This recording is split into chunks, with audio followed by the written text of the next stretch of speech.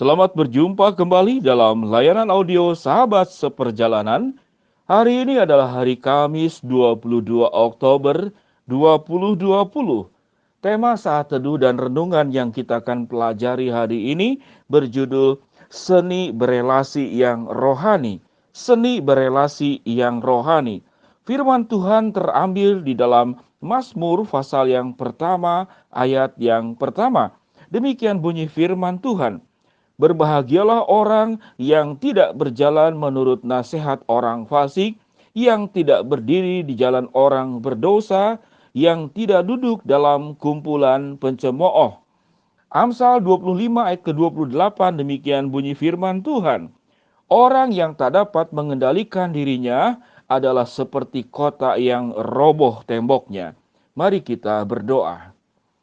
Bapa yang di dalam surga, kami ingin belajar kebenaran firman Allah, bagaimana tatkala kami bergaul di dalam dunia yang penuh dengan dosa ini, kami tidak menjadi seperti ahli Taurat yang merasa diri paling benar, atau kami kemudian menjadi orang-orang yang lentur dalam bergaul, bisa beradaptasi, namun kami kehilangan aspek kebenaran dan aspek rohaninya.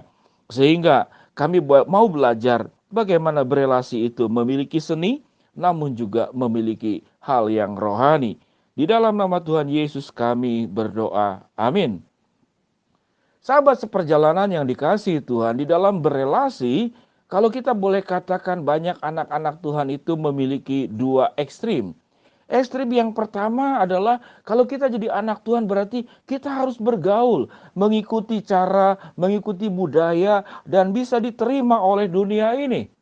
Tatkala mencoba berjuang untuk bagaimana diterima oleh dunia ini, akhirnya dia menjadi anak-anak Tuhan yang lentur namun luntur imannya. Kalimatnya adalah yang lentur namun luntur imannya. Tetapi ada juga yang di dalam berelasi itu adalah sangat menekankan kebenaran sampai kemudian tidak mau bergaul sama sekali dengan dunia ini. Tidak mau bersentuhan dengan dunia ini. Di dalam sejarah Alkitab dan sejarah perjalanan panjang manusia, di dalam mendekatkan diri kepada Allah ada namanya itu kelompok pietisme. Dia mengasingkan dari dunia ini. Dia kemudian menciptakan kelompok sendiri dan tidak mau bersentuhan.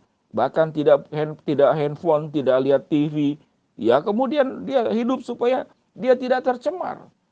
Yang satu sisi adalah kelompok orang yang masuk ke dalam dunia dan dia memegang perintah Tuhan yang dikatakan, pergilah engkau ke seluruh dunia ini.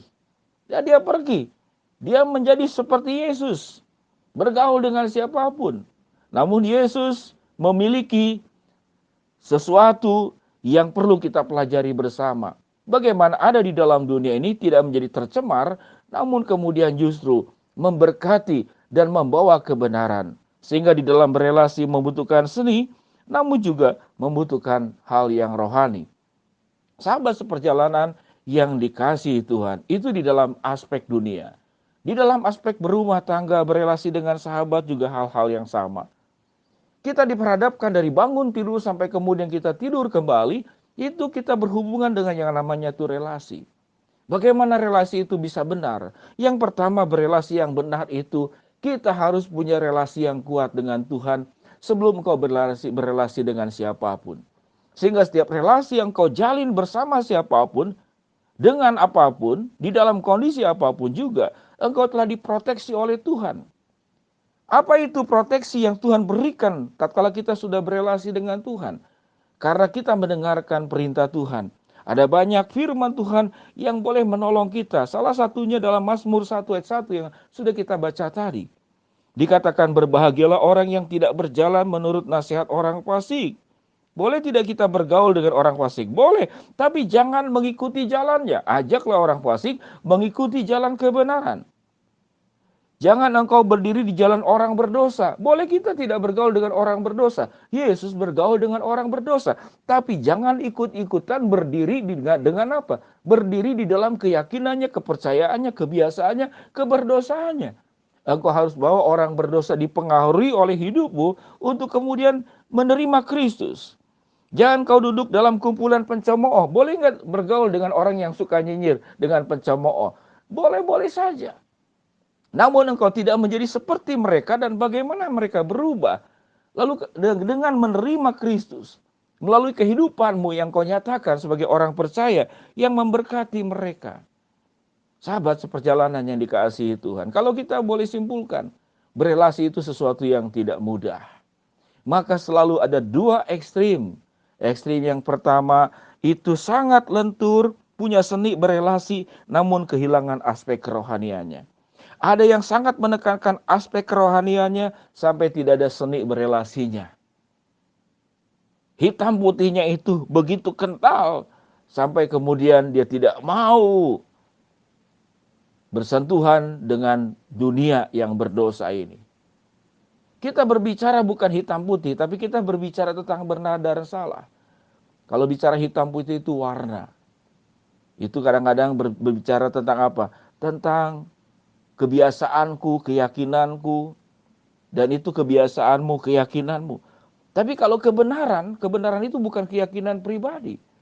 Kebenaran itu bukan kebiasaan. Kebenaran adalah kebenaran. Dia berdiri sendiri di hadapan Allah sebagai kebenaran yang milik Allah, yang perlu kita adopsi, yang perlu kita miliki, yang perlu kita hidupi, yang kita perlu wujudkan di dalam keseharian kita. Sahabat seperjalanan yang dikasihi Tuhan, di dalam relasi dengan rumah tangga juga sama. Kita bagaimana belajar untuk punya seni. Bagaimana punya seni itu? Saya boleh katakan ada 2 poin. Jadi orang itu jangan selalu merasa selalu benar. Jangan juga selalu merasa salah. Ya, kalau merasa benar, merasa salah itu perasaan. Waktu engkau merasa benar, jangan-jangan salah. Waktu engkau merasa salah, jangan-jangan benar. Sehingga berelasi itu jangan selalu ingin rasa benar sendiri, selalu merasa benar, atau selalu merasa salah. Engkau tidak punya keyakinan. Sehingga berelasi itu tidak boleh berdasarkan rasa. Namun engkau harus berdiri di dalam kebenaran firman Allah. Di dalam Mazmur pasal 1 kemudian dilanjutkan ayat yang 1 dan kedua.